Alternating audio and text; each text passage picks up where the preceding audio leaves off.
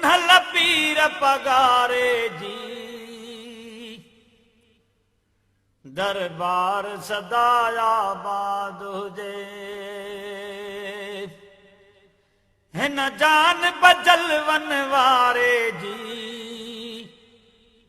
झलकार सदा आबाद हुजे। झलकार सदा आबाद हुजे। मुझे पुन्हल पीर पगारे जी दरबार सदा आबाद हुजे। दरबार सदा आबाद हुजे। ॾींहं राति थो दीनी दर्स हले ॾाढी सार संभार थी सरस हले। ॾींहं राति थो दीनी दर्स हले ॾाढी सार संभार थी सरस हले।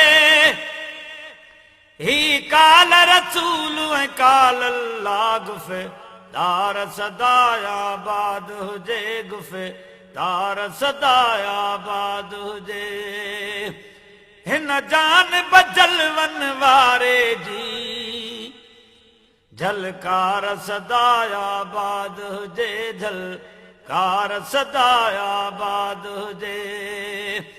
मुझे पुन्हल पीर पगारे जी दरबार सदा आबाद हुजे। दरबार सदा आबाद हुजे।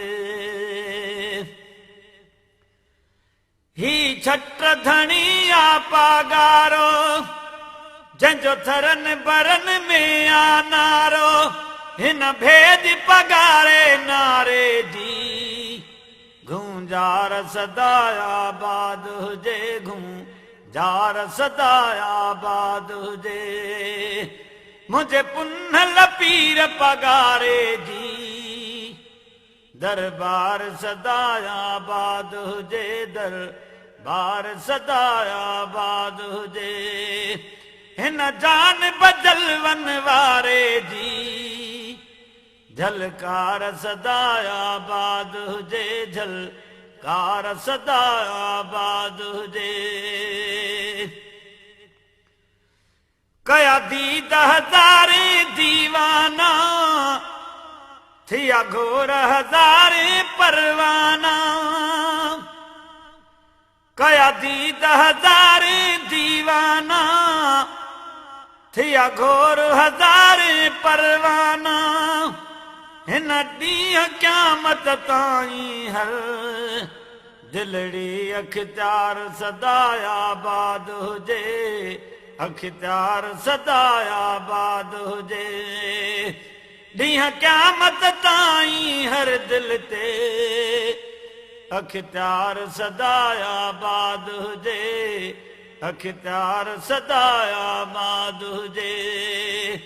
मुझे पुन्हल पीर पगारे जी दरबार सदा आबाद हुजे। दरबार सदा आबाद हुजे। सुहारा साईं सिबगत लाइ साईं सदर दीन हिज़्बुल्लाह। सुहारा साईं सिबगत लाइ साईं सदर दीन हिज़्बुल्लाह। अली गोहर सूधो याल संदन इज़हार सदा आबाद हुजे। इज़हार सदा आबाद हुजे। हिन जान बजल वन वारे जी झलकार सदा आबाद हुजे। झलकार सदा आबाद हुजे। मुझे पुन्हल पीर पगारे जी दरबार सदा आबाद हुजे। दरबार सदा आबाद हुजे। पयो यार मोहम्मद दुआऊं घुरे रब पाक खे पेश सदाऊं करे। पयो यार मोहम्मद दुआऊं घुरे रब पाक खे पेश सदाऊं करे।